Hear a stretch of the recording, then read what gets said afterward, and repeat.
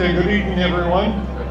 If you would like to observe our proceedings, you can make your way up towards the front and stand where you can see.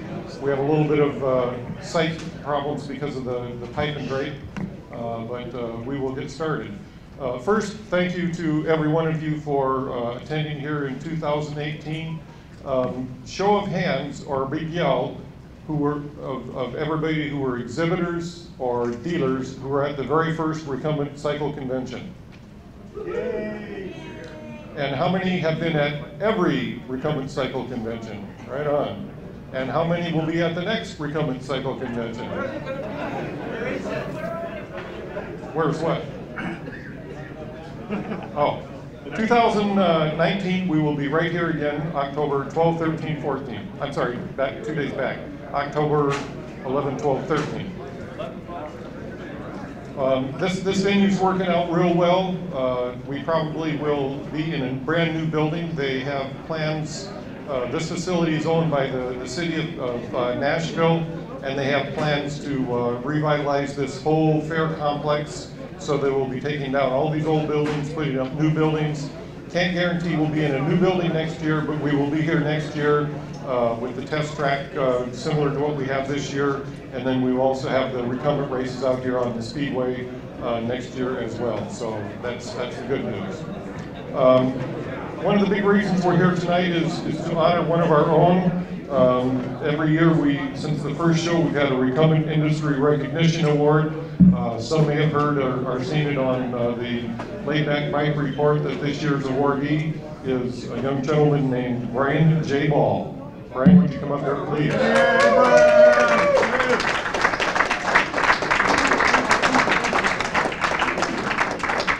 Let me get my notes. I can get my notes. I'll talk for a minute. I beat you. Well, that's why you're getting this, because you're the high-tech guy. So in January of 2000, January 20 of 2000, Bryan J. Ball began what is now Bentrider Online, or it's, in fact, I just noticed bentrider.bike. Either or. Either or, that's great. Bryan is an Air Force veteran. He's written for Wired and other tech magazines. He's written for Adventure Cycling magazine, and the great thing about the stories he's done for Adventure Cycling magazine is give really good exposure for recumbents in a general circulation publication. And Bryan was one of the first persons to put together, kind of an outcast, outrider sort of industry, and began to bring it together under one roof, one communication source with Bentrider Online, and that was really something that helped kick this industry into another gear. Instead of all these little separate entities, there was one means of communication between manufacturers, distributors, and more importantly, the consumers and the end users. So that was a big step forward. It took a lot of forethought and forethinking and a lot of work to make a website like that work. And in some ways, we're a little bit competitors, but in other ways, he does his niche, I do my niche with the magazine, and whatever we do together lifts, the rising tide lifts all boats. So that's about all I can think of. Now, Bryan, as you may know, is kind of an entertainer, and he has a few things. Low expectations. He wants low expectations. Now, when we made the announcement on the Laidback Bike Report, I threatened that we would also turn this into a bit of a roast. So if after Bryan is finished, anyone would like to come up and add their comments to the evening, it could be a lot of fun. It's not how a roast works. But a lot of people don't think these are bicycles either. And also, I'm a product of also having, like Bryan did, marrying up in the world. So I want to point out his lovely wife Lori over here. Anyone running their own business knows who the real boss is, and so there you go. Bryan, congratulations. Thank you very much. The mic is yours. Thank you. And this is yours. Thank everyone. Who's taking photos? There we go. There we go. All right. No, seriously, thank you so much for this. It was, I was surprised. He said he surprised this to me live on the internet, and I was not expecting it. And of course, that's Pete's phone. And I am truly honored and humbled by this. I know that I have a reputation amongst you guys who know me over the last 20 years of being a bit sarcastic or irreverent or an asshole. So, but I'm very happy about this. I'm very thankful and honored for it. I want to first of all thank Chuck for putting this whole thing together. Give another round of applause. I've put on several events that were a third this size, and all I'll say about it is I'd never do it again. So it's really difficult. You don't know how hard it is to put all this stuff together. It's impossibly hard. I know the last one we did was huge, and I made several $1,000s off of it, and it was not enough. And I'm never going to do it again. So I really appreciate he does this. We don't have anything like this anywhere else, and I really do appreciate it. And as Chuck said, I want to thank my lovely wife. She makes me more palatable to you guys. So sometimes if I come up and say I'm sorry for something I said, it's probably because she told me to. So I appreciate her for that. And she just does great with all the merch stuff. So this is at least 30% hers. The state would say 50%, but it's 30% hers. So. And also, of course, my running buddy, Larry Varney.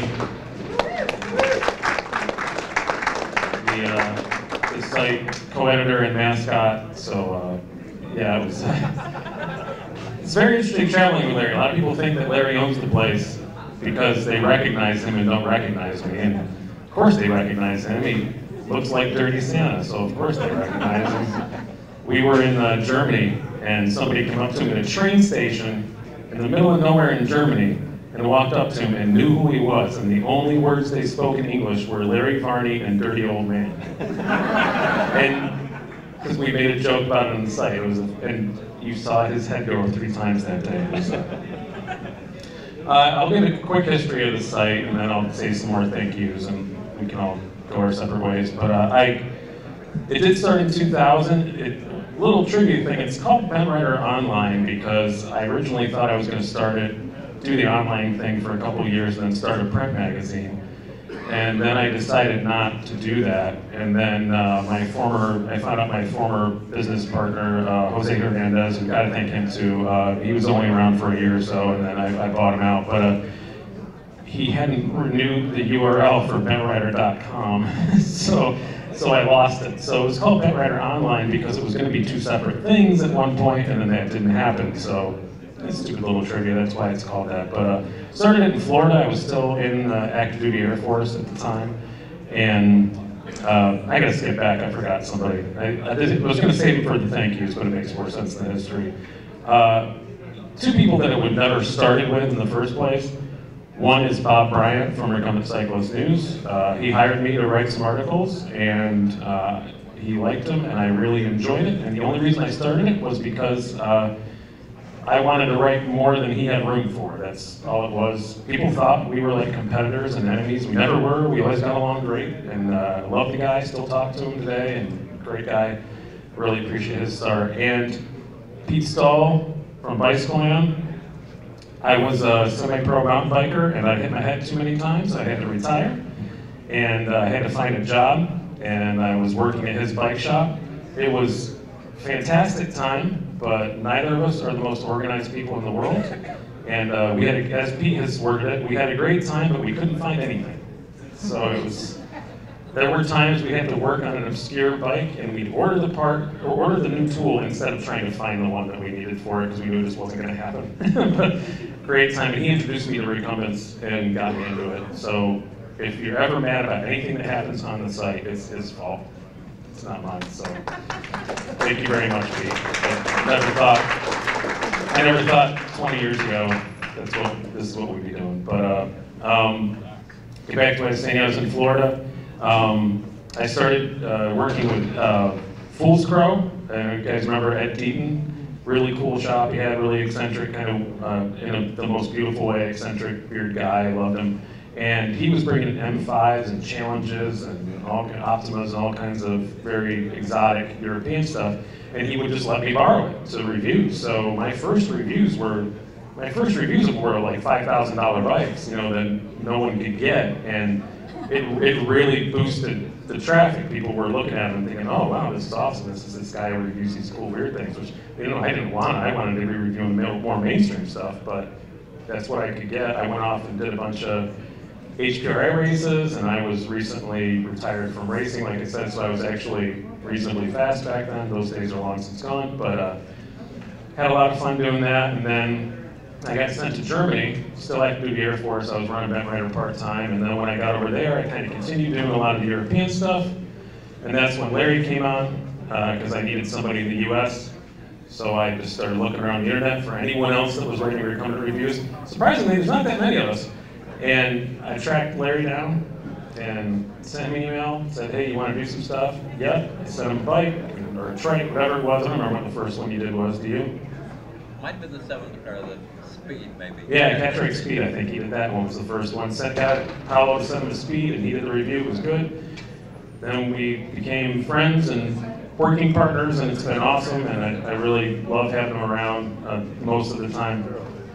But it was, and then I finally, in Germany, I had an intention of staying in Germany when my Air Force time was up, and financially this wasn't going to work out, so I came back to New York, and then that was in 2005, and since then this has been my full-time job, so very happy about that. I've had side things, but you know, this is my main job, and I've loved most minutes of it.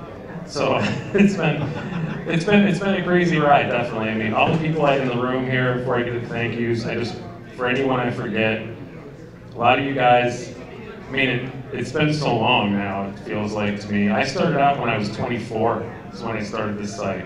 And I was just some 24-year-old kid who didn't know a damn thing, and people were quite fond of telling me so.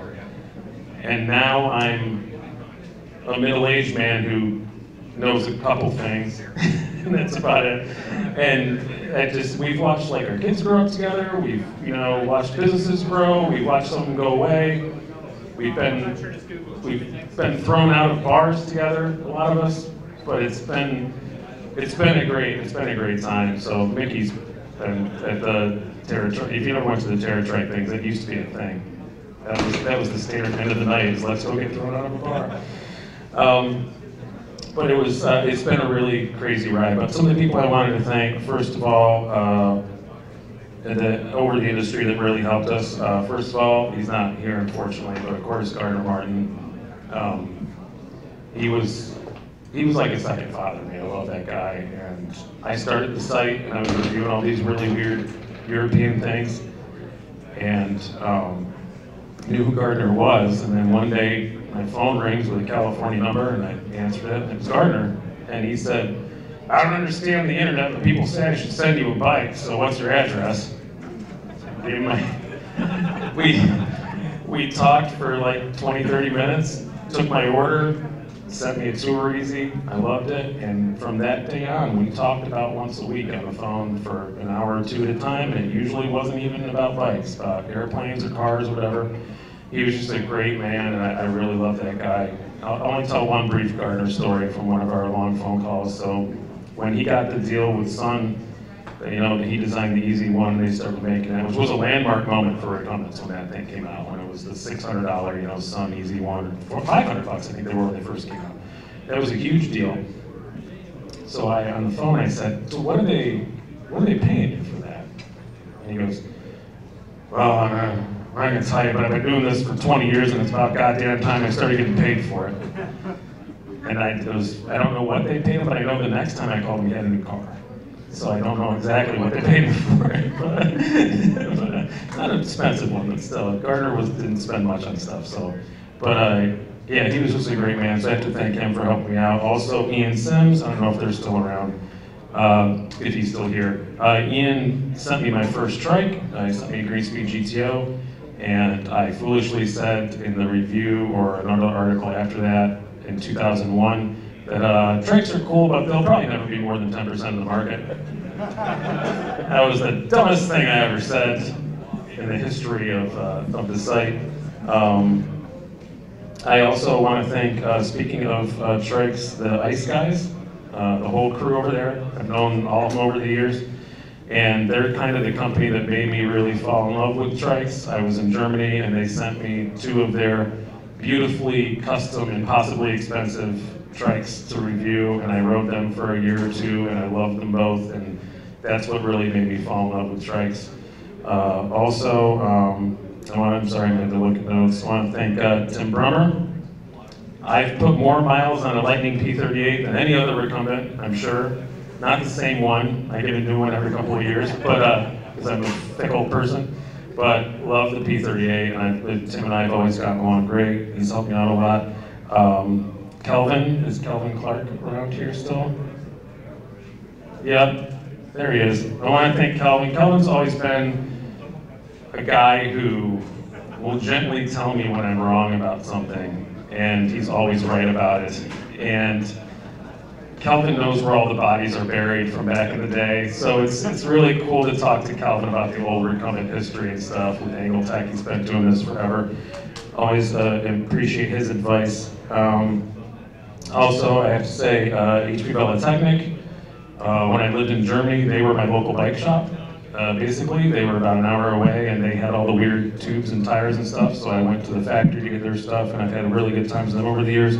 Also, Azub, we've had some adventures over the years. I remember when the first time I met any of the guys from that company, they showed up at my house in Germany with a beat-up old Skoda that had like 3 recumbents crammed in the back of it. This was like in 2002 or 3, something like that, and now they are what they are today. It's just watching them grow has just been amazing to watch, and they're good friends, all of them. The guys at Bentrider, also guys I've gotten in some trouble with.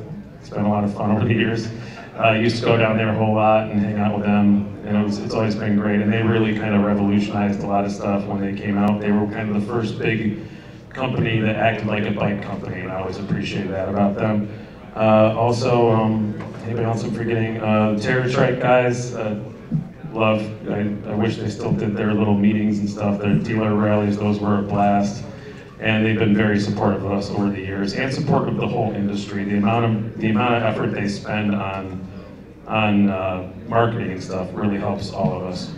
I'm sure I'm forgetting some people, but I'm really sorry if I did. And also, lastly, I want to thank Dana. I'm glad you're here. I'd forgotten you were coming, and when I saw you today, I was so glad. You've been a great friend over the years, and it's just another person I've liked watching your business come from nothing. I remember bringing Velocrafts to the Bentrider. Yep, you brought Velocrafts to the Bentrider thing and asked me if I could help you get a JMB account. Yeah. And I said, yeah, I'll make a call. So it was nice. But again, I don't want to keep you guys any longer, but thank you so much for this. I really appreciate it. I'm going to fashion it into some sort of medallion and wear it around tonight when we go out. So I really do appreciate it. Thank you again.